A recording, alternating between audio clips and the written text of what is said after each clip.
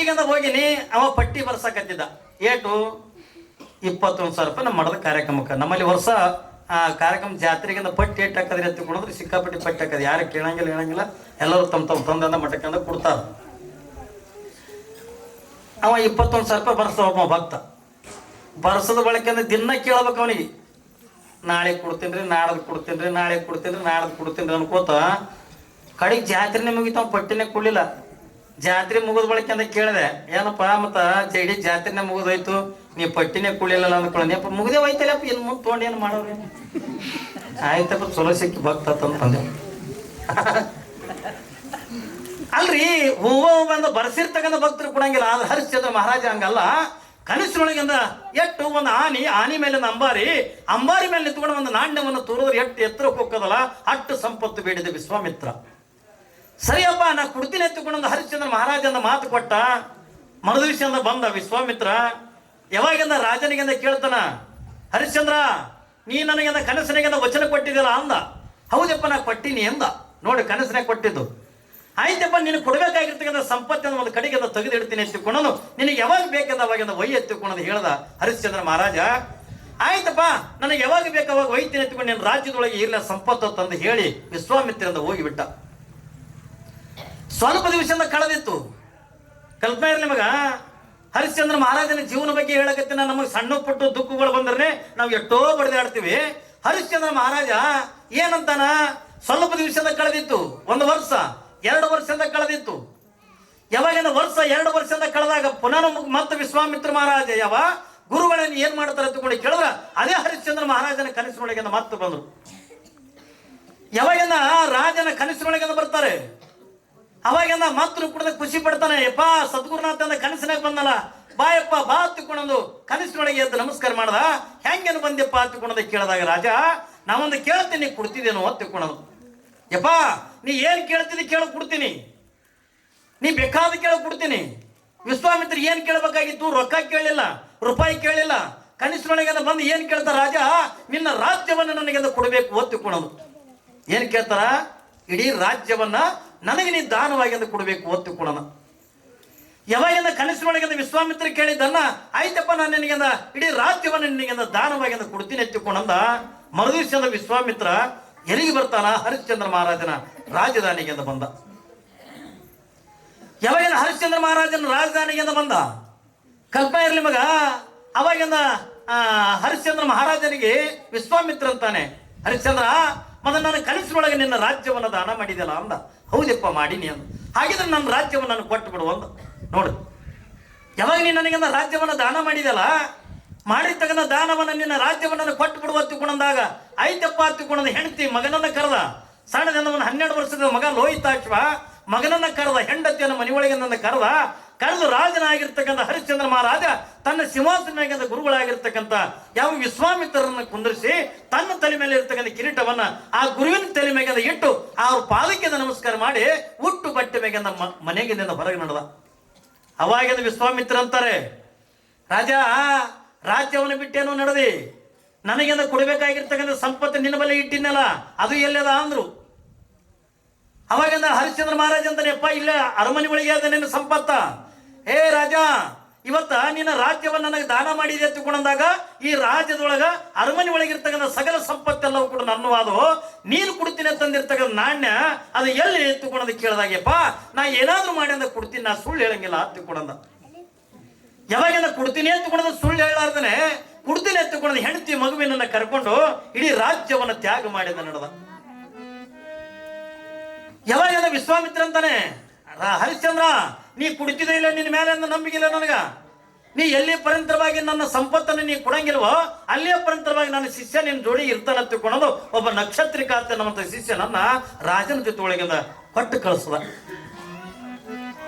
ಯಾವಾಗ ಹರಿಶ್ಚಂದ್ರ ಮಹಾರಾಜ ಮಗನನ್ನ ಹೆಂಡತಿಯನ್ನ ಯಾವ ನಕ್ಷತ್ರಿಕನನ್ನ ಈ 4 ಜನ ಅಡವಿ ಹಿಡ್ಕೊಂಡ ಹೋಗ್ಲಿಕ್ಕತ್ರು. ಸುಖದ ಸುಪ್ಪತ್ತಿ ಒಳಗಿಂದ ಇರಬೇಕಾಗಿರ್ತಕ್ಕಂಥ ಹರಿಶ್ಚಂದ್ರ ಮಹಾರಾಜ ಬಂಗಾರದ ಪಲ್ಲಕ್ಕಿ ಒಳಗಿಂದ ಮಲಗಬೇಕಾಗಿರ್ತಕ್ಕಂಥ ಮಗನಾಗಿರ್ತಕ್ಕಂಥ ಲೋಹಿತಾಶ್ವ. ಕಲ್ಪನೆ ಇರಲಿ ಮಗ, ಬಂಗಾರದ ಮಂಚದ ಮೇಲೆ ಮಲಗಬೇಕಾಗಿರ್ತಕ್ಕಂಥ ಲೋಹಿತಾಶ್ವ ಯಾವ ಧರ್ಮ ಪತ್ನಿ ಆಗಿರ್ತಕ್ಕಂಥವಳು ಏನ್ರಿ ರಾಣಿಯಾಗಿಂದ ಅರಮನೆ ಒಳಗಂದ ಇರ್ಬೇಕಾಗಿರ್ತಕ್ಕಂಥ ಹರಿಶ್ಚಂದ್ರ ಮಹಾರಾಜನ ಹೆಂಡತಿ ಗಂಡನ ಜೊತೆ ಒಳಗಿಂದ ಕಾಡುಗಳ ಒಳಗೆ ತಿರುಗಲಿಕ್ಕತ್ತು. ಕಲ್ಲಲ್ಲಿಲ್ಲ, ಮುಳ್ಳಲ್ಲಿಲ್ಲ, ಮಳೆಯಲ್ಲಿಲ್ಲ, ಚಳಿಯಲ್ಲಿಲ್ಲ. ಗಂಡ ಎಲ್ಲಿಗೆ ಹೋಗ್ತಾನ ಅವನ ಜೊತೆಯೊಳಗಂದ ಹೆಂಡತಿ ಆಗಿರ್ತಕ್ಕಂಥ ಮಗ ಹಿಂಗ ಕಾಡಿನೊಳಗಿಂದ ತಿರುಗಲಿಕ್ಕತ್ತ. ನಿತ್ಯ ನಿತ್ಯ ಸಾವಿರ ಜನರದ ಪ್ರಸಾದ ಮಾಡ್ತಿದ್ರ ಅರಮನೆ ಒಳಗ. ಆದ್ರೆ ಮಗ ಅಡವಿ ಒಳಗದ, ಅಪ್ಪಾಜಿ ನನಗೇನು ಹಸಿವಾಗದೆ, ನನಗೊಂದು ಇಟ್ಟೇನ್ರ ಅನ್ನ ಕೊಡು ಹೊತ್ತು ಅಂತ ಕೇಳಿದ್ರ ಯಾವ ಪಟ್ಟಿಲ ಹುಟ್ಟಿರ್ತಕ್ಕಂಥ ಮಗನಿಗೆ ಒಂದು ತುತ್ತ ಅನ್ನ ಕೊಡುವಂತ ಸಾಮರ್ಥ್ಯ ಹರಿಶ್ಚಂದ್ರ ಮಹಾರಾಜನ ಹತ್ರ ಉಳಿಲಿಲ್ಲ. ಯಾಕ? ಎಲ್ಲವನ್ನು ಕೂಡ ದಾನವಾಗಿ ಅಂದ ಕೊಟ್ಟು ಬಂದ. ರಾಜ್ಯ ಕೊಟ್ಟ, ಸಿರಿ ಕೊಟ್ಟ, ಸಂಪತ್ತು ಕೊಟ್ಟ. ಏನ್ರಿ ಎಲ್ಲವನ್ನು ಕೂಡ ವಿಶ್ವಾಮಿತ್ರ ಗುರುಗಳಿಗಂದ ಕೊಟ್ಟು ಯಾವ ರಾಜ ಕಾಡು ಮೇಡುಗಳನ್ನು ತಿರುಗ್ತಾ ಎಲ್ಲಿಗೆ ಬರ್ತಾನೆ ಅಂತಕೊಂಡು ಕೇಳಿದ್ರೆ ಪಟ್ಟಿಗೆ ಒಂದು ತುತ್ತ ಅನ್ನ ಇಲ್ಲ. ಕಾಡಿನೊಳಗೆ ಸಿಗತಕ್ಕಂತ ಅಂತ ಇಂಥ ಹಣ್ಣುಗಳನ್ನು ತಿಂದ ತಿರುಗ್ತಾ ಎಲ್ಲಿಗೆ ಬರ್ತಾನ? ಕಾಶಿ ಪಟ್ಟಣಕ್ಕೆ ಬರ್ತಾನ. ಕಾಶಿ ವಿಶ್ವನಾಥನ ಸ್ಥಾನಕ್ಕೆ ಬರ್ತಾನೆ. ಈ ಕಡೆ ನೋಡ್ತೇ ವಿಶ್ವಾಮಿತ್ರನ ಶಿಷ್ಯನಾಗಿರ್ತಕ್ಕಂಥ ಹರಿಶ್ಚಂದ್ರ, ನನ್ನ ದುಡ್ಡು ಕೊಟ್ಟುಬಿಡು, ನಾನು ಹೋಗಿಬಿಡ್ತೀನಿ, ನಿನ್ನ ಜೋಡಿ ನನ್ನ ಕಲ್ಲಾಗ ಮುಳ್ಳಾಗ ತಿರುಗಾಡಕ್ ಆಗಂಗಿಲ್ಲ, ನನ್ನ ಸಂಪತ್ತು ನನಗೆ ಕೊಡು ಹತ್ತಿಕೊಂಡದು. ಅವ ಒಂದು ಕಡೆಗೆ ಅದಕ್ಕೆ ಕಾಡ್ತಾನ. ಇನ್ನೊಂದು ಕಡೆಗೆ ನನ್ನ ಮಗ, ಅಪ್ಪಾಜಿ ನನಗೆ ಹಸಿವಾಗದೆ, ನನಗೆ ಅನ್ನ ಕೊಡು ಹತ್ತಿಕೊಂಡದು. ಒಂದು ಕಡೆಗೆ ಮಗ ಕೇಳುತ್ತದೆ. ತಾಯಿ ತಂದಿ ಮಗನನ್ನಿಂದ ತೊಡಿ ಮೇಲೆ ಹಾಕೊಂಡ ಕಣ್ಣೀರು ಹಾಕ್ತಾರೆ. ಅಪ್ಪ ಕೊಡಿಸ್ತೇನೆಪ್ಪ, ನೀನು ಊಟ ಕೊಡಿಸ್ತೇನೆ. ಹೆಂಗೆ ಕೊಡಿಸ್ಬೇಕು? ಯಾವಾಗಿಂದ ಕಾಶಿ ಪಟ್ಟಣಕ್ಕೆ ಬಂದ ಆ ವಿಶ್ವಾಮಿತ್ರರಿಗೆ ಆನೆ ಅಂಬಾರಿ ಒಳಗೆ ನಿಂತ್ಕೊಂಡು ನಾಣ್ಯ ತೂರಿದ್ರಿಂದ ಎಷ್ಟು ದುಡ್ಡು ಬೇಕಲ್ಲ ಅಷ್ಟು ದುಡ್ಡು ಕೊಡಬೇಕಾಗಿತ್ತು. ಹರಿಶ್ಚಂದ್ರ ಮಹಾರಾಜ ವಿಚಾರ ಮಾಡಕತ್ತ, ನಾನು ಹಿಂಗೆ ಇದ್ರಿಂದ ಗುರುವಿಗೆ ನಾನು ದ್ರೋಹ ಬಗದಂಗೆ ಆಗ್ತದೆ, ಸುಳ್ಳು ಹೇಳ್ದಂಗೆ ಆಗ್ತದೆ. ಏನಾದ್ರು ಮಾಡ್ಬೇಕು, ಗುರುವಿನ ದುಡ್ಡು ಅಂತ ಕೊಡ್ಬೇಕಂತಕೊಂಡು ಹರಿಶ್ಚಂದ್ರ ಮಹಾರಾಜ ಒಂದು ತೀರ್ಮಾನ ತಗೋತಾನೆ. ಯಾವುದನ್ನ? ತನ್ನ ಹೆಂಡತಿ ಮಗನನ್ನೇ ಯಾವ ಕಾಶಿ ಪಟ್ಟಣದೊಳಗ ಒಂದು ಕಟ್ಟಿ ಮೇಲೆ ನಿಂದ್ರಿಸಿ ಹರಾಜ್ ಹಿಡಿತಾನ. ಹರಾಜ್ ಅಂತೀರ ನಿಲಾವಂತಿರಿ ಕಡೆ ಹರಾಜ್ ಹಿಡಿತ. ಇಟ್ ಯಾಕೆ ನಮಗೆಂದ ದೇವ್ರ ಕಾಡ್ತಾನಪ್ಪ ಅವ್ರೆ? ನಾವು ಏನ್ ಮನಾರ ಗುಡಿ ಅಂತೀವಿ, ಗುಂಡಾರ ಅಂತೀವಿ, ಮನಾರ ಸ್ವಾಮಿಗಳಂತೀವಿ, ಎಲ್ಲನೇ ಅಂತೀವಿ. ಆದ್ರೆ ನಮ್ಗೆ ಯಾಕೆ ಇಟ್ಟು ದೇವ್ರ ಕಾಡ್ತಾನ ಅಂತಿಕೊಂಡು ಸಣ್ಣ ಪುಟ್ಟ ಕಾಟಕ್ಕೆ ನಾವು ಇಟ್ಟು ದುಃಖ ಪಡ್ತೀವಿ. ಏನ್ರಿ? ಭಾಳದ್ರ ಒಂದಿಟ್ಟು ಹೊಲ ಬೆಳಿಲ್ಲ ಅಂದ್ರೆ ಕಾಡ್ತದ ಅಂತೀವಿ, ಒಂದಿಟ್ಟು ನಗಡಿ ಬಂದ್ರೆ ನಮ್ಗೆ ಕಾಡ್ತದ ಅಂತೀವಿ, ಜ್ವರ ಬಂದ್ರೆ ನಮಗೆ ಕಾಡ್ತದ ಅಂತೀವಿ. ಇದು ಎಲ್ಲ ಅಲ್ಲ ನೋಡ್ರಿ. ಕರ್ಮದೊಳಗೆ 3 ತರದಿಂದ ಕರ್ಮ ಅದ. ಸಂಚಿತ ಕರ್ಮ, ಆಗಾಮಿ ಕರ್ಮ, ಪ್ರಾರಬ್ಧದ ಕರ್ಮ ಹತ್ತಿಕೊಂಡು ಅನ್ನುವಂಥವು 3 ಕರ್ಮಗಳದಾವ. ಈ ಸಂಚಿತ ಕರ್ಮ, ಆಗಾಮಿ ಕರ್ಮಗಳನ್ನ ನೀವು ಪೂಜೆ ಪುನಸ್ಕಾರ ಮಾಡೋದ್ರಿಂದ, ಗುಡಿ ಗುಂಡಾರಿಗೆ ಹೋಗೋದ್ರಿಂದ ಈ ಆಗಾಮಿ ಕರ್ಮ, ಸಂಚಿತ ಕರ್ಮಗಳನ್ನ ಕಳ್ಕೊಳಕ್ಕೆಂದ ಬರ್ತಾವ. ಅದರಿಂದ ತಪ್ಪಿಸ್ಕೊಳಿಕೆಂದ ಬರ್ತದೆ. ಆದ್ರೆ ಪ್ರಾರಬ್ಧದ ಕರ್ಮ ಅನ್ನುವಂಥದ್ದು ಏನೈತಲ್ಲ, ಬ್ರಹ್ಮ ನಮ್ಮ ಹಣಿ ಮೇಲೆ ಏನು ಬರೆದು ಕಳಿಸಿರ್ತಾನಲ್ಲ, ಆ ಹಣೆ ಬರ ಅನ್ನತಕ್ಕಂಥ ಯಾರಿಂದಲೂ ಕೂಡ ತಪ್ಪಿಸಕ್ಕಾಗಂಗಿಲ್ಲ. ಜಗತ್ತಿನೊಳಗೆ ಈ ಕರ್ಮಗಳ ಬಗ್ಗೆ ನಿಮಗೆ ಹೇಳಬೇಕಂದ್ರೆ ಆಶ್ಚರ್ಯ ಅನ್ನಿಸ್ತದೆ. ಸುಮ್ಮನೆ ನಿಮ್ಗೆ ಒಂದು ಉದಾಹರಣೆ ಅಂತ ಕೊಡ್ತೀನಿ. ಹರಿಶ್ಚಂದ್ರ ಮಹಾರಾಜರ ಬಗ್ಗೆ ನೀವೆಲ್ಲರೂ ಕೂಡ ಕೇಳಿರಿ. ಯಾಕ್ರಿ? ಸಿನಿಮಾ ನೋಡಿರ್ಬೇಕು, ನಾಟಕ ನೋಡಿರ್ಬೇಕು. ಬೇಡ, ಹರಿಶ್ಚಂದ್ರ ಮಹಾರಾಜ ಗೊತ್ತೇನ್ರಿ? ಸತ್ಯ ಹರಿಶ್ಚಂದ್ರ ಅಂತಕೊಂಡಂತ ಸತ್ಯ ಹರಿಶ್ಚಂದ್ರ ಈ ಜನ್ಮದೊಳಗೆ ನಾವು ಏನೂ ತಪ್ಪು ಮಾಡಿಲ್ಲ. ಸತ್ಯವನ್ನೇ ನುಡ್ದ, ಸತ್ಯಕ್ಕಾಗಿನೇ ಬದುಕದ. ಸತ್ಯ ಬಿಟ್ಟರೆ ಮತ್ತೊಂದು ಯಾವುದನ್ನು ಕೂಡ ಮಾಡಲಿಲ್ಲ. ಏನ್ರಿ? ಬರೀ ಎತ್ತರದೊಳಗತ್ತಲ್ಲ, ಕನಸಿನೊಳಗನು ಕೂಡ ಸತ್ಯವನ್ನೇ ನುಡ್ದ. ಕಲ್ಪನಾ ಇರಲಿ ಮಗ. ಇಡೀ ರಾಜ್ಯದ ರಾಜನಾಗಿದ್ರು ಕೂಡ ಗಂಡ ಹೆಂಡತಿ ಆಗಿರ್ತಕ್ಕಂಥವ್ರು ಒಂದೇ ಒಂದು ದಿವಸದ ಒಂದು ಮಾತಂತಕ್ಕಂಥ ಬಾಯಿಂದ ಸುಳ್ಳು ಮಾತಾಡಲಿಲ್ಲ, ಸತ್ಯವನ್ನೇ ಮಾತಾಡೋದು. ಸತ್ಯತನದಿಂದ ರಾಜ್ಯವನ್ನು ಆಳ್ಕೆ ಮಾಡ್ತಿದ್ದ. ಇಟ್ಟೆಲ್ಲ ಸತ್ಯತನದಿಂದ ಇರಬೇಕಾಗಿತ್ತು ಅಂದ್ರೆ ಗುರುವಿನ ಮೇಲೆ ಅಪಾರವಾಗಿರ್ತಕ್ಕಂಥ ಭಕ್ತಿ, ದೇವರ ಮೇಲೆ ಅಪಾರವಾಗಿರ್ತಕ್ಕ ನಮಗೆ ಇಟ್ಟಿರ್ತಕ್ಕಂಥ ಸತ್ಯ ಹರಿಶ್ಚಂದ್ರ. ಆದ್ರೆ ಪ್ರಸಂಗ ಏನು ಬಂತು? ಒಂದು ಘಟನೆ ಹೇಳ್ತೀನಿ ನಿಮಗ. ಯಾವಾಗಂದ್ರೆ ಹರಿಶ್ಚಂದ್ರ ಮಹಾರಾಜನ ಕನಸಿನೊಳಗ ಯಾರು ಬಂದ್ರು ಒತ್ತಿಕೊಂಡದೆ ಕೇಳಿದ್ರೆ ಗುರುಗಳಾಗಿರ್ತಕ್ಕಂಥ ವಿಶ್ವಾಮಿತ್ರರು ಬರ್ತಾರೆ ಕನಸಿನಾಗ. ಕಲ್ಪನೆ ಇರಲಿ ಮಗ. ಕನಸಿನಾಗರು ಕೂಡ ಸುಳ್ಳು ಹೇಳಿಲ್ಲ. ವಿಶ್ವಾಮಿತ್ರ ಮಹಾರಾಜರು ಯಾವಾಗಂದ್ರೆ ಹರಿಶ್ಚಂದ್ರ ಮಹಾರಾಜನ ಕನಸಿನೊಳಗೆ ಬರ್ತಾರೆ. ಯಾವಾಗಂದ್ರೆ ನೋಡ್ತಾನ, ಆಶ್ಚರ್ಯ ಆಗಿಬಿಡ್ತು. ಏನಿದು ಸದ್ಗುರುನಾಥ ಕನಸಿನೊಳಗೆ ಬಂದಲ್ಲ. ಮನಸ್ಸಿಗಂದು ಇಟ್ಟು ತೃಪ್ತಿ ಆಯ್ತು, ಮನಸ್ಸಿಗಂದು ಇಟ್ಟು ಆನಂದ ಆಯ್ತಲ್ಲ. ಯಾವಾಗಂದ ಹರಿಶ್ಚಂದ್ರ ಮಹಾರಾಜ ಕನಸಿನೊಳಗೆ ನಮಸ್ಕಾರ ಮಾಡ್ದ. ಅವಾಗ ನಮಸ್ಕಾರ ಮಾಡಿದಾಗ ಹರಿಶ್ಚಂದ್ರ ಮಹಾರಾಜ, ಏಪ್ಪ ಏನಿದು ಈ ಬಡವನ ಕನಸಿನೊಳಗೆ ನೀ ಬಂದಿಲ್ಲಪ್ಪ ಅಂತ ತಿಳ್ಕೊಳ. ಈ ಬಡವನ ಕನಸಿನಾಗ ಬಂದಿಲ್ಲ. ಹರಿಶ್ಚಂದ್ರ ಬರ್ಬೇಕಾಯ್ತು ಅಂದ್ರು. ಯಾಕೆ ಬರ್ಬೇಕಾಯ್ತು ಅಂತ ಕೇಳಿದ್ರ, ನಾನು ಒಂದು ಆಶ್ರಮವನ್ನು ಕಟ್ಟಬೇಕನ್ನಕತ್ತೀನಿ. ಇವತ್ತು ಹೆಂಗೆ ನಮ್ಮ ಯಾವ ರುದ್ರಮುನಿ ಶಿವಾಚಾರ್ಯ ನಿಮ್ಮ ಊರಾಗಿಂದ ಮಠ ಕಟ್ಟಿದ್ರು. ಮಠ ಕಟ್ಟಬೇಕಾದ್ರಿಂದ ಒಬ್ಬರ ಮೇಲೆ ಮಠ ಆಗಂಗಿಲ್ಲ.